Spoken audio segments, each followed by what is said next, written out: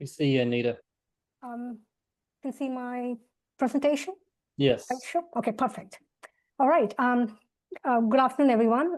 Good to be here today and talk a little bit about some of the tests that we have done using the IBI adapters, if you will, to access the cloud-based data sources. Should be able to hide this. There we go. That's better. All right. So what we're seeing of late is a migration from on-premise databases to more of cloud data sources. And there are a number of factors that's driving this adoption of cloud-based data sources.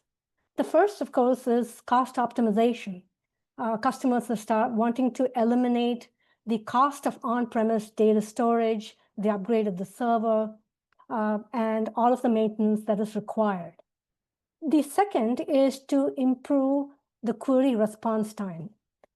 As we're starting to collect more data, the volume of data that's being collected obviously is much bigger, and that could slow down response time. So that's another driving factor for moving to cloud data sources. And the third, and just as important, is the data sharing capability that is available in some of these cloud data sources.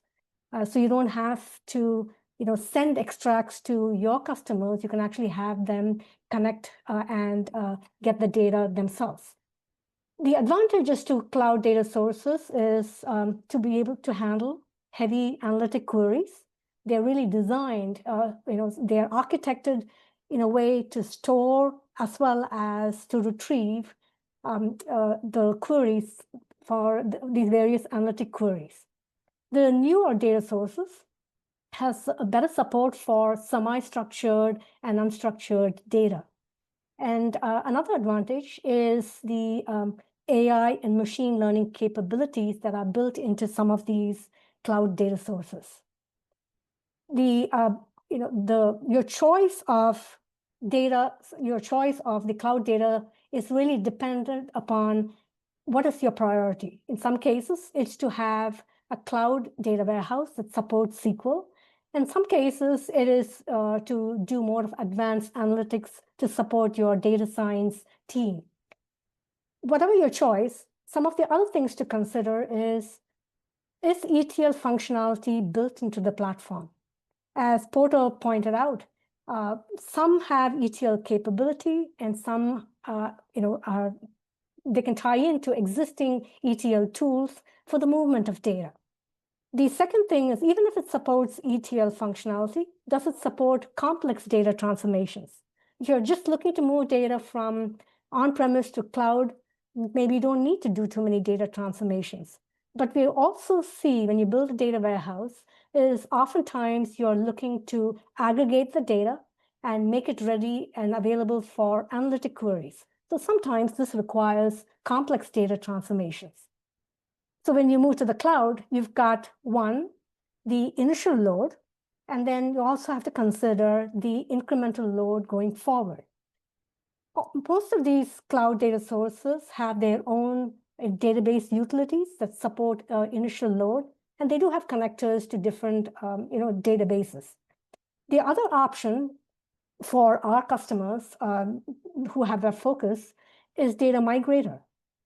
Data Migrator and Web Focus share the same adapters, and the number of adapters are what we call named adapters. In other words, they're really designed to take advantage of some of the native functionality and capability of those databases. So by using the named adapters and the support for bulk load, providing the target database supports it, it's very easy to move bulk data from one data source to the other. When you look at the 934 version of Web Focus, I've given you the link of the adapter manual, so it lists it has a comprehensive list of all of the adapters. What you'll notice is in here I've just I've got a few adapters that are the cloud adapters or the big data adapters, but I've just highlighted a couple of them. And the reason I've highlighted these two is for the next section, what I want to focus on is some of the tests that we have done against accessing Snowflake data and Databricks data. In 934, you don't have a named adapter for Databricks. So if you want to connect to Databricks today, you will have to use the JDBC adapter. But we do have a named adapter for Snowflake. So what I'm going to do next is focus on the named adapters for Snowflake and Databricks. And I'll show you some of the tests that we have done. So one of the first things that we did is we created a data migrator flow to move data from Postgres to Snowflake. So we had a Postgres data source that had over 1 million records. And we used data migrator to move into Snowflake, again, using the Snowflake adapter. And it took just over a minute to move the 1 million rows from Postgres to Snowflake. The second thing that we did is another flow. This time, it was to move data from one Snowflake data table to another. So this is, again, in database. And we could use the bulk load feature. And this time, this data flow ran in 4 seconds. So you can see how the adapter is leveraging some of the bulk load feature of the database and some of the other capabilities of the named adapter. This is the log of the flow to move data from one Snowflake table to another. What we did is we actually dynamically created the new, the target Snowflake table as part of the data migrator flow. And you can see it took about 4 seconds to complete this, this load. The next thing that we did is we actually created a Snowflake. We loaded 1 billion rows into Snowflake. This comprises of a fact table and 4 dimension table. And when we did the data profiling and the data count, you get a sense of how many records we have in this Snowflake in a database. So we use the focus to create the cluster master file of this fact table and 4 dimension table, which is now we're talking about 1 billion rows that we can query. This is one of the test queries that we ran. I'm just showing you the kind of the SQL, sorry, the focus code, so you can see what this example actually does. It's a pretty straightforward query where we are aggregating a couple of fields. One of them is a compute, grouping by another. We have across a 3rd dimensional field. And what we, in here, when you're going against Snowflake, you have the option of turning on cache or not turning on cache. So you can actually see the difference in the query times. So when we ran this particular procedure, we got the answer set back. On the left, you can see how long it took to generate the answer set. 434 milliseconds is how long it took to query this 1 billion row database and retrieve the answer set. On the right side is the SQL that is being generated. Now, Snowflake has its own SQL dialect, the Snowflake SQL. And this is the SQL query that was generated when we submitted this request using the focus. Moving on to Databricks adapter, we did a similar thing. We loaded 1 billion rows into Databricks as well.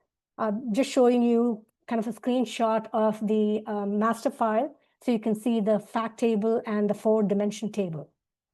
We ran an identical query against Databricks. And it's the same thing, the same query that we ran against SQL Server. What you notice is here, the table file points to the cluster master file for Databricks as opposed to Snowflake. Here's the answer set. In this case, it took a second and 962 milliseconds to get the answer. And on the right, you can see the data count, if you will, when we did the profiling of this cluster master using the Databricks. Now, this is using the Databricks named adapter. So this wasn't using the 934. We actually did this in 934 as well as the next release, which will have the named adapter for Databricks. This is the generated SQL when we submitted this request to the Databricks side. So by using the named adapter, we can, we are really taking advantage of all of the features in the database and leveraging it in our queries. Now, we also did a second query. We did the identical one for Snowflake, but I just want to show you just one example to sort of give you a sense of the types of queries that we ran. Very similar to query one, except in this case, we didn't do profit as a compute, we did profit as a define. So pre-aggregation as opposed to post-aggregation that was done in query one. Again, in Databricks, this took a second and 378 milliseconds to generate the answer set. This is the generated SQL. Sorry, I apologize. This particular screenshot is a little bit blurry. So what I want to point out here is in 934, you will not see a named adapter for Databricks.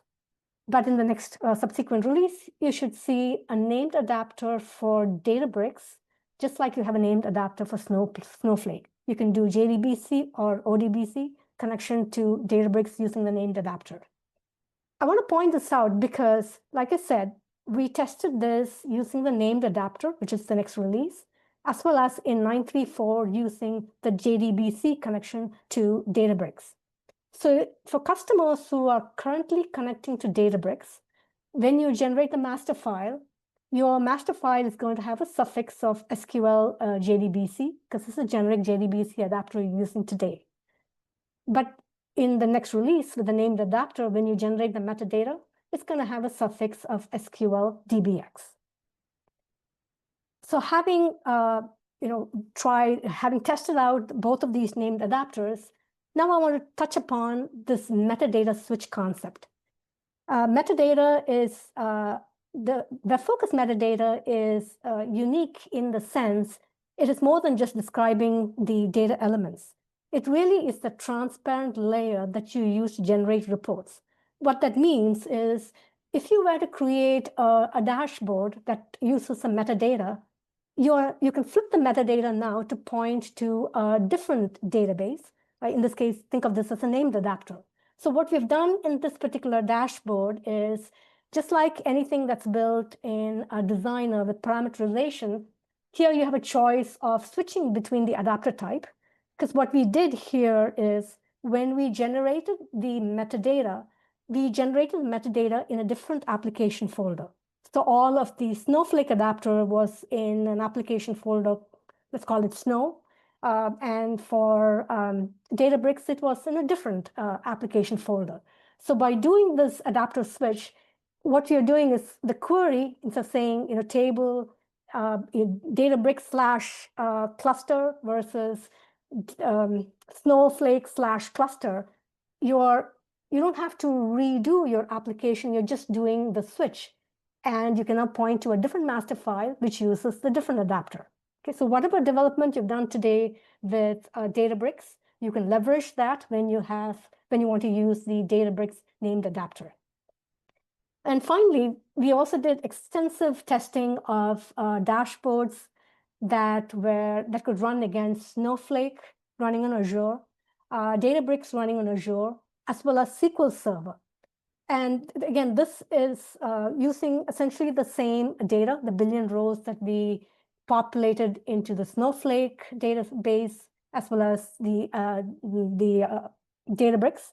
And we did the similar for SQL Server. We populated 1 billion rows into SQL Server. Although I'm not showing it live, it's just screenshots. Some of the things that I want to point out is this particular dashboard, it has a total of 9 different components, some KPIs, some charts, and if you scroll down, it actually has some tabular content as well. So initially, it dynamically loads the controls for region and product category. And then when you do a refresh and you run the dashboards against, say, Snowflake or Databricks, you get the reports back in the order of seconds. When we ran the same thing against SQL Server, it took about 6 minutes for it to run for the very first time.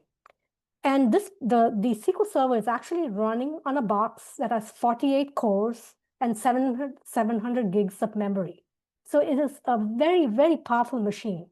So what I want to emphasize here is You can fine-tune your SQL Server, but the response time of data sources like Snowflake and Databricks is a magnitude of order better than the response time of SQL Server, even when you have an enormous machine.